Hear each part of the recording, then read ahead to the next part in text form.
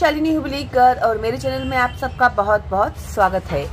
आप लोगों के एग्जाम अभी नजदीक आ रहे हैं, तो मराठी अक्षर भारती इयत्ता 10वीं के बच्चों के लिए हम लोग कुछ रिवीजन करने वाले हैं जो इम्पोर्टेंट है एग्जाम में आने वाले क्वेश्चंस।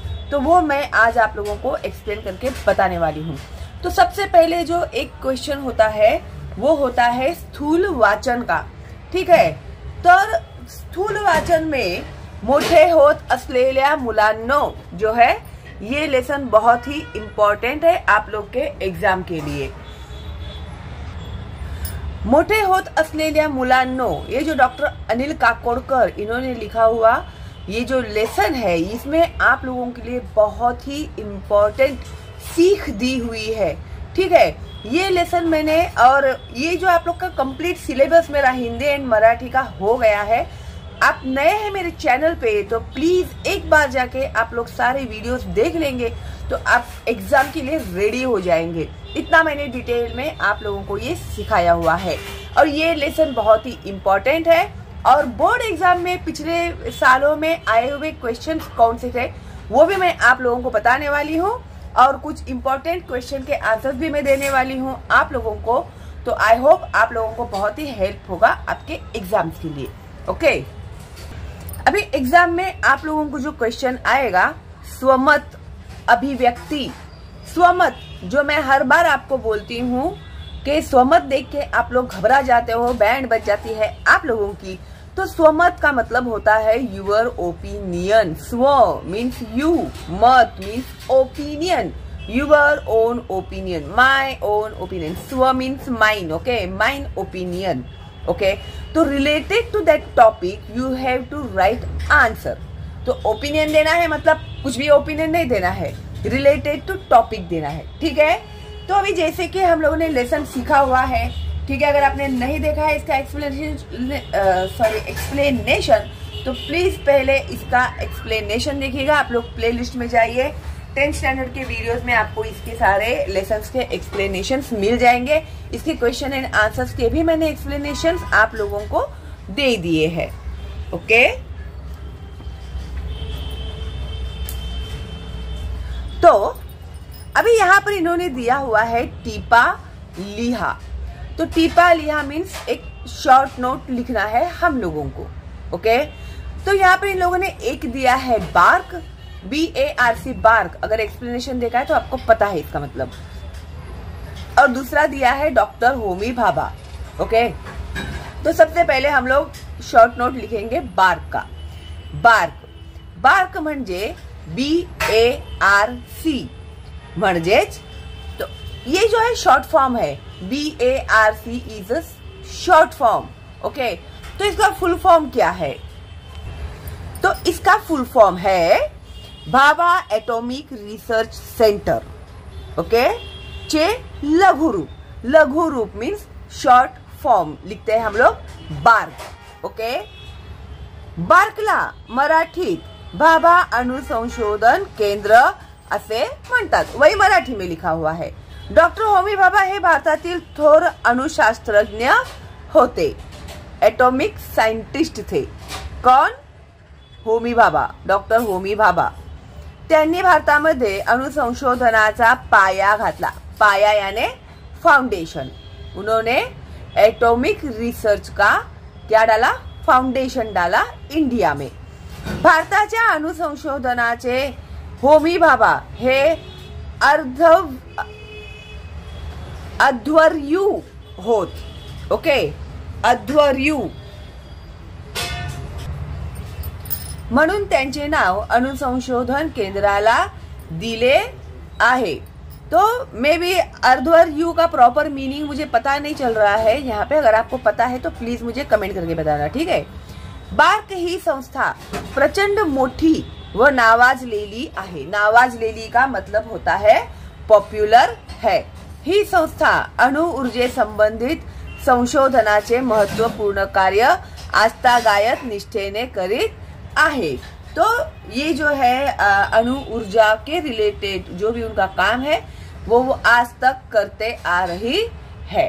ठीक है, तो ये हो गया अपना बार्क का। देखो बहुत ज्यादा नहीं है, समझना इम्पोर्टेंट है। और लिखते समय ग्रामेटिकल मिस्टेक्स नहीं होने चाहिए, उसके ऊपर आपको खास ध्यान रखना है। इसके लिए ये लिख कर निकालो, लिखने में सुस्ती मत करो। अगर घर पे प्रैक्टिस नहीं करोगे ना लिखने की तो फिर एग्जाम में नहीं लिख पाओगे, ठीक है। और सेकंड है हमारा डॉक्टर होमी भाभा।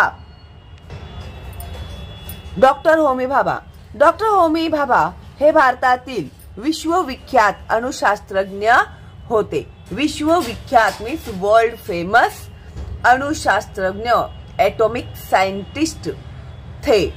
त्यांनी भारतातील अणुसंशोधनाचा पाया घातला, सेम फाउंडेशन डाला उन्होंने, म्हणून त्यांचे नाव अणुसंशोधन केंद्राला दिले आहे।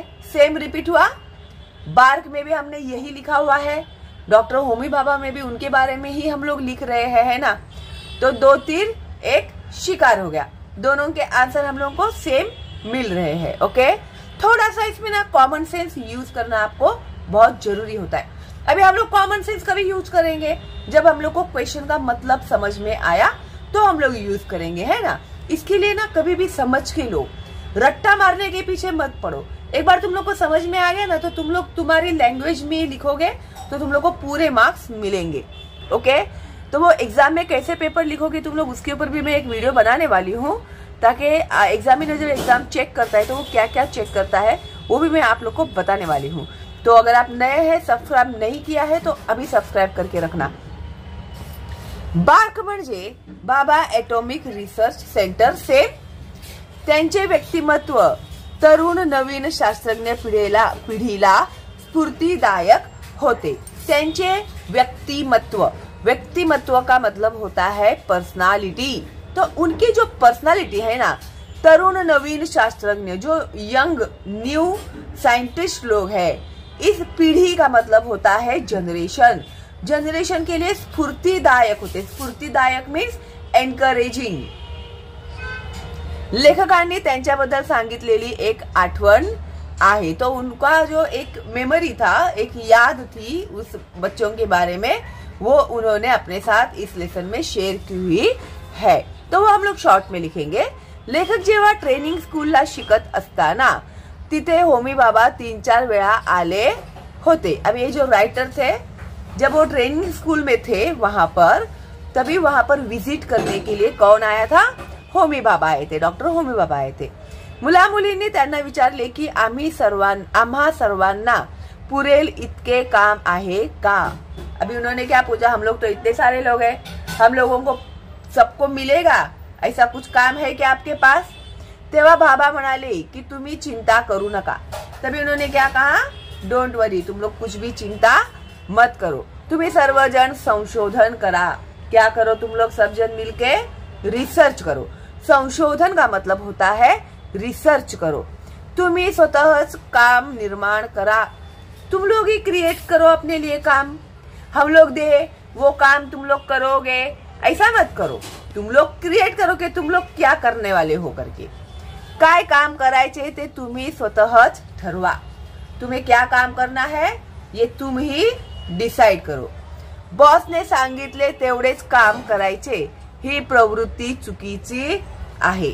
अभी बॉस ने कहा, उतना काम किया और चुप बैठ गए, हाँ मुझे दिया था वो मेरा काम हो गया। ये जो टेंडेंसी है ना इंसान की कि दिया मेरा काम हो गया, चलो अभी मैं रिलैक्स चिल, तो ये टेंडेंसी जो है ना ये गलत है। अभी आपने किया पढ़ाई, हाँ चलो अब मेरी पढ़ाई हो गई, अभी मैं बैठा रहूंगा, ये जो टेंडेंसी है वो गलत है। या उद्गारातून होमी भाभा यांचा संशोधनाच्या बाबतीतला सकारात्मक दृष्टिकोन दिसून येतो। तो ये जो वर्ड्स है ना उनके, उस वर्ड्स में से क्या हमें दिखाई देता है कि भाई हम काम दे, फिर आप काम करो, उतना काम करो, खत्म कर दो। तुम लोग ढूंढो काम, तुम क्या कर सकते हो ढूंढो, उसी को रिसर्च कहते हैं ना। अगर मैंने काम दिया आपने कर लिया, उसमें तुम्हारा क्या काम है? तुमने क्या रिसर्च किया उसमें, है ना। तो तुम लोग खुद देखो तुमको क्या करने का है और करो तुम लोग अपना काम। ओके, तो ये जो उनके वर्ड्स थे, तो इसमें से संशोधनाच्या बाबतीतला सकारात्मक दृष्टिकोन दिसून रिसर्च का एक पॉजिटिव एंगल हमें क्या होता है दिखाई देता है। ओके, तो इस तरह से इसके आगे का ये जो नेक्स्ट क्वेश्चन है ना, स्काय इज द लिमिट ही परिस्थिती केव्हा निर्माण होऊ शकते ते मोठे होत असलेल्या मुलांनो या पाठाच्या आधारे लिहा। और ये है ना बोर्डाची नमूना कृति पत्रिका, ये बोर्ड एग्जाम में पूछा गया हुआ सवाल है और मोस्टली ये सवाल पूछा जाता है, तो इसका आंसर जो है वो तुम लोग अच्छे से समझना। Okay, sky is the limit ही परिस्थिती केव्हा निर्माण होऊ शकते, कब ये सिच्युएशन क्रिएट हो सकता है ते मोठे होत असलेल्या मुलांनो या पाठाच्या आधारे लिहा। Related to this lesson you have to write your answer और युअर ओपिनियन। ओके, तो कैसे लिखेंगे? डॉक्टर होमी भाभा यांच्या मते स्वतःच काम निर्माण करणे व काय काम करावे हे स्वतःच ठरवणे हा सकारात्मक विचार प्रत्येकाने करायला हवा। द सेम थिंग जो इसके पहले मैंने एक्सप्लेन किया, खुद ढूंढो कि तुम लोगों को क्या करना है। अगर ऐसे देखा जाए हम लोग तो कितना काम है और देखा जाए तो कुछ भी नहीं है, लेकिन हम लोग ढूंढते ही नहीं है, बैठे रहेंगे दिन भर ऐसे ही टाइम पास करते हुए। जब तुम लोग लिटरली एक्चुअल में देखोगे ना, फिर तुम लोग ऐसे रियलाइज होने लगेगा कि अरे बाप रे इतना सारा काम है और मेरा इतना टाइम वेस्ट हो रहा है ऐसे। तो वो क्या कहते हैं कि तुम लोग ढूंढो तुमको क्या करना है और तुम लोग करो तुम्हारा काम। ऐसे नहीं कि दिया एग्जाम आया पढ़ाई किया हो गया काम अपना, ऐसे नहीं होता है। इसके लिए बोलते हैं ना स्काई इज द लिमिट। देखोगे तो बहुत काम है, आसमान के जितना काम है अपने पास, समय नहीं पूरा पड़ेगा हम लोगों को, क्योंकि स्काई को लिमिट है क्या? नहीं है, स्काई अनलिमिटेड है। उसी तरह से काम भी क्या है? अनलिमिटेड है अपने पास। ओके, तर काय काम करावे हे स्वतः ठरवणे हा सकारात्मक विचार प्रत्येकाने करायला हवा। तो हर एक ने खुद ही डिसाइड करना है कि उन्हें क्या काम करना है। बॉस ने सांगितले तेवढेच काम करणे ही कोती प्रवृत्ति आहे। जैसे अभी इसके पहले भी एक्सप्लेन किया मैंने, बॉस ने कहा उतना काम कर दिया हो गया, यानी वो कैसे हो गए, वो जितना कहा उतना कर दिया। ऐसे नेचर के जो लोग होते हैं ना उसको बोलते हैं कोती प्रवृत्ति। ठीक है, चिंता करीत न बसता कार्यरत व कार्यमग्न झाले की स्काय इज द लिमिट ही परिस्थिति निर्माण होते। अरे अभी मैं क्या करूं क्या नहीं, ऐसा वैसा सोचते बैठने से अच्छा क्या है, कुछ तो करते रहो, किसी तो काम में बिजी रहो। ओके, तो तुम लोग को पता चलेगा कि स्काई इज द लिमिट। भाई कितना काम है और मैं क्या कहती हूँ कि काम ही नहीं है मेरे पास, मैं क्या कहता हूँ कि काम ही नहीं है मेरे पास। आंखें खोल के देखो कितने सारे काम है, हम लोग सब धकेलते रहते हैं आगे आगे, है ना। कोणीतरी बोट धरून चालवेल मार्ग दाखवेल ही स्थिति आरंभी ठीक आहे। अभी कोणीतरी बोट धरून चालवेल, अभी जब हम लोग छोटे थे हम लोग को उंगली पकड़ के चलना वगैरह सिखाया, उस पीरियड के लिए वो सही था ना। अभी भी तुमको मम्मी बोलेगी कि बेटा मेरी उंगली पकड़ के चल, तो तुम लोग चलोगे क्या उंगली पकड़ के मम्मी का? नहीं ना, क्योंकि तुम लोग को पता है अभी तुम लोग बड़े हो गए हैं, तो अभी उंगली पकड़ के चलने जैसे तुम लोग है नहीं। तो उंगली पकड़ के चलने का जो पीरियड था अभी वो पीरियड क्या हो गया है? खत्म हो गया है। ओके, मार्ग दाखवेल यानी अपना रास्ता दिखाएगा, उंगली पकड़ के चलाएगा, रास्ता दिखाएगा। ये आरंभ भी ठीक है, स्टार्टिंग में ये सब ठीक है। जब हम लोग छोटे थे, अनजान थे, कुछ समझता नहीं था, तभी हम लोगों को दिखाया गया, गाइड किया गया, दैट वाज ओके। लेकिन अभी भी तुम लोग ऐसे उंगली पकड़ के चलोगे क्या? नहीं चलोगे, है ना। तुम लोग लगे क्या मम्मी ने बोला भी इनकेस समझो, अरे मैं क्या छोटा बच्चा हो गया मम्मी उंगली पकड़ के चलने के लिए तुम्हारा, बोलेंगे ना तुम लोग ऐसा। हाँ, तो वही इसमें कहा है, स्टार्टिंग में इज ओके, लेकिन अभी उंगली पकड़ के तुम लोग को नहीं चलना है।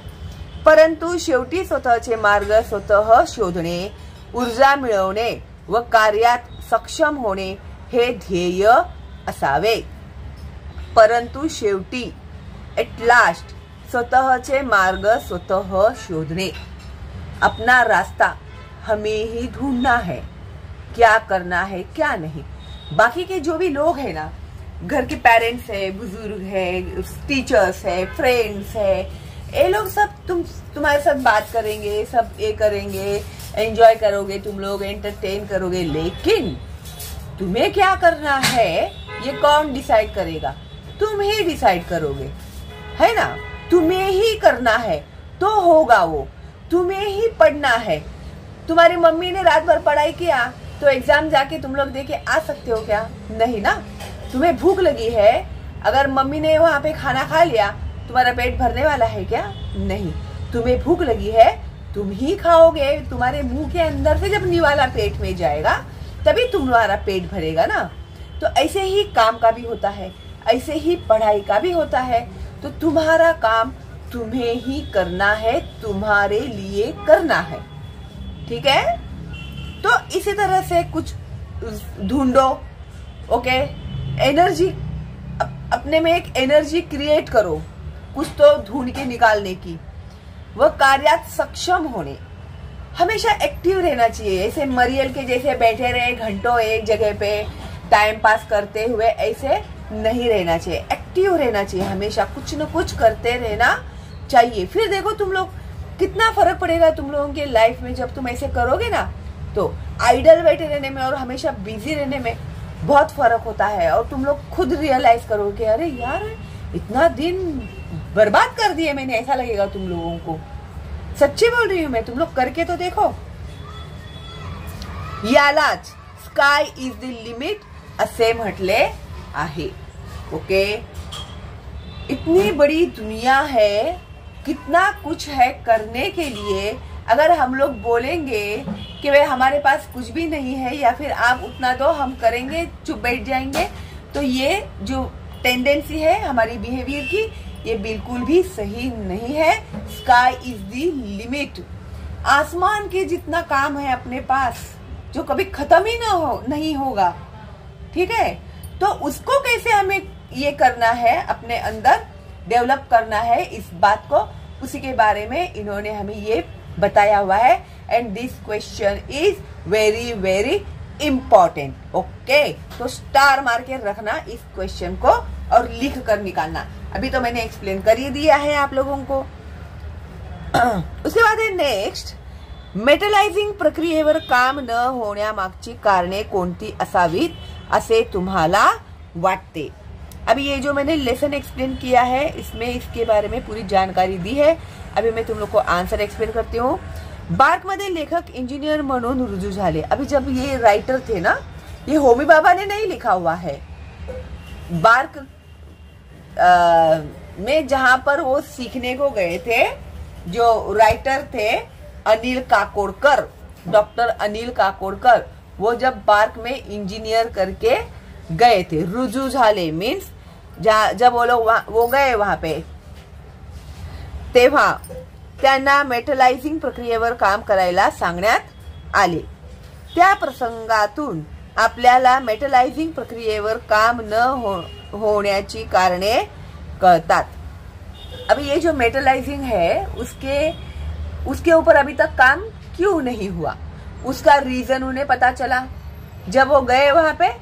जब उन्होंने देखा, उसके ऊपर काम करने गए, तो उन्हें पता चला कि ये अभी तक ये काम क्यों नहीं हुआ है, ओके। ये इसका एक्सप्लेनेशन जो लेसन में दिया हुआ है ना बच्चों, बहुत ही इंटरेस्टिंग है, ठीक है। तिथे सगळी यंत्र सामग्री असली तरी कोणी वापरत नहीं। सारे मशीनरीज है वहां पर, लेकिन कोई यूज नहीं करता है। इंजीनियरला वेल्डर व फोरमन लागतात। जो इंजीनियर होते हैं सपोर्ट के लिए वेल्डर और फोरमन उन लोग को लगते हैं, परंतु कुणाचीही मदत न घेता इंजीनियरने आधी सर्व कामे करायला हवीत। तो वहां पर कैसा था, कोई भी सपोर्ट नहीं करेगा, कोई भी हेल्प नहीं करेगा, तुम्हें ही खुद सब ये करना है, अकेली ही तुम्हें ये सब करना है। स्वतः सगळी कामे इंजिनियरला आली तर मग त्याला इतर माणसे हाताखाली मिळतील व ते आनंदाने काम करतील। अभी जब भी कुछ काम हम लोग करने को लेते हैं, जब तक मुझे खुद को पता नहीं है कि उस छोटी छोटी जो बारकाइयां होती है ना काम में की, अभी जैसे समझो ये इंजीनियरिंग में इसने मशीन में काम करने को खड़ा हो गया, इसको वेल्डर दिया, वेल्डर ने क्या क्या काम किया इसको कुछ पता ही नहीं है। ओके, और फिर वो जो और क्या था, वेल्डर और फोरमैन का क्या काम होता है वो पता नहीं है। इसके लिए उसके हाथ के नीचे किसी को भी नहीं दिया, उसको वेल्डिंग भी करना पड़ा, उसको फोरमैन का भी काम करना पड़ा, अकेला ही उसको ये पूरा काम करना पड़ा, जिससे detailing of machinery, how to operate machinery, each and every part of that machinery, now then only you can understand। अगर आप अभी वो सीख रहे हो, जब आप इसे अपने हाथों से जब करोगे ना एक एक काम, तो तुम्हें उसका डिटेल पता चलेगा। ओके, तब तुम जब मालक बनोगे ना, और तुम्हारे हाथ के नीचे जब काम करने वाले लोग आएंगे, तुम्हें पता है तो तुम उनको बराबर से गाइड करेंगे। अगर मालक एजुकेटेड होगा हर चीज के लिए, तो ही वो अपने हाथ के नीचे काम करने वालों को प्रॉपरली गाइड करेगा ना। समझ रहे ना तुम लोग? तो कुणाचीही मदत न घेता इंजिनियरने आधी सर्व कामे करायला हवी। इंडिव्हिज्युअली उसे हर काम करना चाहिए। अगर आज सीखने को आए हैं तो इंडिव्हिज्युअली अपना हर काम करो। स्वतः सगळी कामे इंजिनियरला आली तर मग त्याला इतर माणसे हाताखाली मिळतील। जब सबसे पहले उसको प्रूव करना है कि भाई वो अच्छे से उसने सब ये काम कर दिया। एक बार वो सक्सेस हो गया ना, फिर उसके बाद में उसके हाथ के नीचे काम करने के लिए उसको वेल्डर मिलेगा, फोरमैन मिलेगा, और जो जो भी चाहिए उसको सपोर्ट के लिए वो सब मिलेंगे। लेकिन पहले क्या करना है, उसे अपना काम करना है, और वो लोग भी हैप्पीली काम करेंगे। सिखाने वाला है जो अपना मेन है, वो ही क्वालिफाइड है अच्छे से, उसको एक एक पार्ट के बारे में जानकारी पता है, एक स्क्रू के बारे में भी जानकारी है, एक नट के बारे में जानकारी है, तो हमें प्रॉपर गाइड करेगा। तो उनके हाथ के नीचे काम करने वाला भी हमेशा खुश रहेगा। प्रथम आपण काम करायचे, मग इतरांना सांगायचे। हे घडत नसल्यामुळे मेटलाइजिंग प्रक्रियेवर काम होत नाहीत। अभी इसकी वजह से यही रीजन था कि एक अकेले इंसान को ही वो काम करना था। इसकी वजह से क्या होता था, मेटलाइजिंग प्रक्रिया जो थी उसके ऊपर काम नहीं हो पाता था, क्योंकि एक अकेले को ही स्टार्टिंग में वो काम करना था। ये लेसन देखा है ना तुम लोग को, तो समझ में आएगा। आधी केले मग सांगितले, या उक्तीची यथार्थता स्पष्ट करा। आधी केले मग सांगितले, पहले मैंने खुद किया, फिर बाद में मैंने बताया। ठीक है, वो जो एक्सपीरियंस आने के बाद इंसान जो कॉन्फिडेंटली बताता है वो। ठीक है, तो अभी इसके बारे में या उक्तीचा यथार्थता स्पष्ट करा, क्या है इसके पीछे का ये जो शब्द दिए हुए है, इसका मेन ये क्या है, इसके पीछे का मोटो क्या है। समर्थ रामदासांचे असे सुवचन आहे की, किसके है ये सुवचन, समर्थ रामदास के। आधी केले मग सांगितले, पहले किया फिर बोला। या उक्तीतून फार मोठा मोलाचा संदेश संत रामदासांनी दिला आहे। एक बहुत ही इम्पॉर्टेंट मैसेज उन्होंने इसमें से दिया हुआ है। आपल्याला एक भारी वाईट सवय असते, ती म्हणजे आपली कामे दुसऱ्यांनी करावेत। तो एक हमारे अंदर बहुत ही बैड हैबिट होती है कि जो हमारे काम है वो किसी दूसरे ने करना चाहिए, है ना। अभी जैसे समझो फॉर एग्जाम्पल, तुम अभी बैठे हो पढ़ने के लिए, ठीक है, फिर तुम्हें प्यास लगती है, मम्मी पानी दो, तुम उठ के जाके पानी पी के आते हो क्या? नहीं। तो तुम्हारा काम था, तुम्हें प्यास लगी है, उठ के जाओ पानी पी के आओ। एक एग्जाम्पल दे रही हूँ मैं। तो फिर तुम बुलाओगे, बहन को आवाज दोगे, भाई को आवाज दोगे, मम्मी को आवाज दोगे, पापा को भी इवन आवाज दोगे। क्यों? पढ़ने को बैठे हो ना, तो भाई उठोगे नहीं वहां से। कोई भी चीज चाहिए तो आवाज दोगे, अरे मुझे ये दे तो, वो दे तो। ऐसा नहीं है कि खुद का काम खुद करेंगे, 10 जन को आवाज देंगे। वो एक बार नहीं आया, 4 बार बुलाएंगे, लेकिन ऐसा नहीं करेंगे कि खुद उठ के गए और ले लिया। करते हैं ऐसा? नहीं करते ना। तो यही डेवलप किया है ना हम लोगों ने, उसी के बारे में वो बता रहे हैं।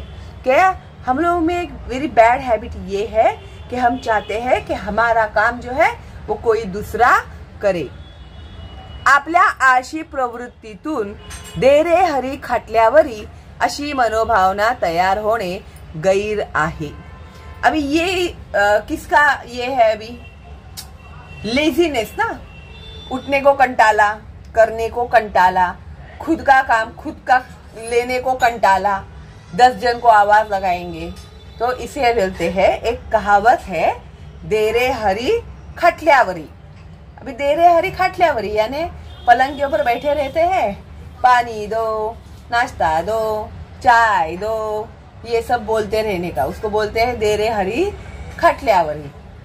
ठीक है, खुद उठ के करेंगे नहीं कुछ काम, लेजी, आलसी, अशी मनोभावना तैयार होने गैर आहे। तो ये जो है गलत है। ऐसे तुम लोगों का अगर नेचर है तो वो गलत है। आपण परावलंबी न होता स्वतःची कामे स्वतः करण्याची धमक आपल्याला असायला हवी। परावलंबी मीन्स डिपेंडेंट, दूसरों के ऊपर डिपेंडेंट रहने से अच्छा हमें अपना खुद का काम खुद ही करना चाहिए। इतनी हिम्मत आप लोगों में रहनी चाहिए। ये तो 10 बार अरे दे दो, अरे दे दे, अरे दे दो, मैं कब से बोल रहा हूँ, कोई देता क्यों नहीं है, अरे दो दो दो, है ना? ऐसा ही करते हैं ना। आपण स्वतः आपली कामे करण्यात सक्षम असलो की आपण आपले उदाहरण दूसऱ्यांना दाखवू शकतो। अभी तुम लोग ऐसा करते हैं, फिर घर में जो भाई बहन वगैरह होते हैं फिर वो लोग भी ऐसा ही करते हैं। वो भी जब बैठेंगे तो फिर सबको ऑर्डर ठोकेंगे, भाई मुझे ये दो, अरे मुझे वो दो, अरे मुझे दो, मुझे दो, मुझे दो। अगर तुम लोगों ने ही ये बिहेवियर डेवलप किया कि खुद का काम जब तुम खुद ही करोगे तो वो देख के आपके जो घर में छोटे भाई बहन वगैरह होते हैं वो लोग भी फिर खुद का काम खुद करते हैं। क्यों मांगते बैठने का, सब लोगों को दो दो दो दो करके, है की नाही? स्वावलंबी होऊन आपली कामे आपण केली की दुसऱ्यांनाही विश्वास वाटतो। स्वावलंबी, इंडिपेंडेंटली अपना हर काम हमें करना चाहिए। ठीक है, तो दूसरे जो होते हैं ना उन लोगों को भी अपने ऊपर भरोसा हो जाता है। मग आपण दुसऱ्यांना आदर्शवत होतो, फिर एक रिस्पेक्ट हमारे प्रति निर्माण होता है लोगों के नजरों में। घर में जो भी है उनके आजू बाजू के जो लोग हैं फिर आपका एग्जाम्पल देंगे, वो देखो कैसा बच्चा है, खुद का काम खुद करता है, कभी किसी से कुछ मांगता नहीं है। ओके, तो हम लोगों को क्या नेचर रखना चाहिए? अपना खुद का काम हमें खुद ही करना चाहिए। यालाच आधी केले मग सांगितले असं म्हणतात। पहले तुम खुद करो फिर तुम दूसरों को लेक्चर दो, है ना? खुद बैठे बैठे तो ऑर्डर ठोक रहे हैं और फिर छोटा भाई मांगेगा तो बोलेंगे ए क्या रे, तू बहुत बड़ा महाराजा गया है क्या, उठ के लेने को नहीं होता है क्या तुझे? ऐसा बोलते हैं ना तुम लोग। फिर तुम लोग खुद करते हो तभी। इसके लिए पहले खुद का काम खुद करना सीखो, वो देख के फिर तुम बोल सकते हो ना, ये देखो बेटा ये नेचर अच्छा नहीं है, ये आदत जो है वो अच्छी नहीं है, तुम्हें खुद उठ के खुद का काम करना चाहिए, तुझे काम तू स्वतः कर। ओके, तो इस तरह से ये आंसर तुम लोगों को लिखना है। इसका मतलब क्या हो गया वो मैं आपको बता दिया है, लेकिन एक एक बार तुम लोगों को ये लिखकर निकालना ही है। प्रत्यक्ष अनुभवातून शिकणे हे अधिक परिणामकारक असते, हे विधान स्वानुभवातून स्पष्ट करा। अभी देखो ये क्वेश्चन जो है ना, इसका मीनिंग समझना तुम लोगों के लिए बहुत बहुत बहुत इम्पोर्टेंट है। अगर समझ में नहीं आया क्वेश्चन का मीनिंग तो आंसर नहीं लिख पाओगे तुम लोग।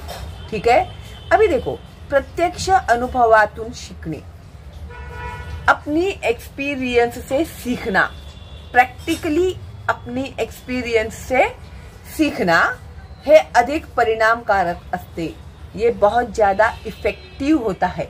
अपना पर्सनल एक्सपीरियंस जो होता है वो बहुत ज्यादा इफेक्टिव्ह होता है। हे विधान स्वानुभवातून स्पष्ट करा।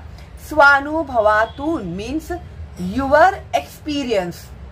आपको उन्होंने क्या लिखने के लिए कहा है?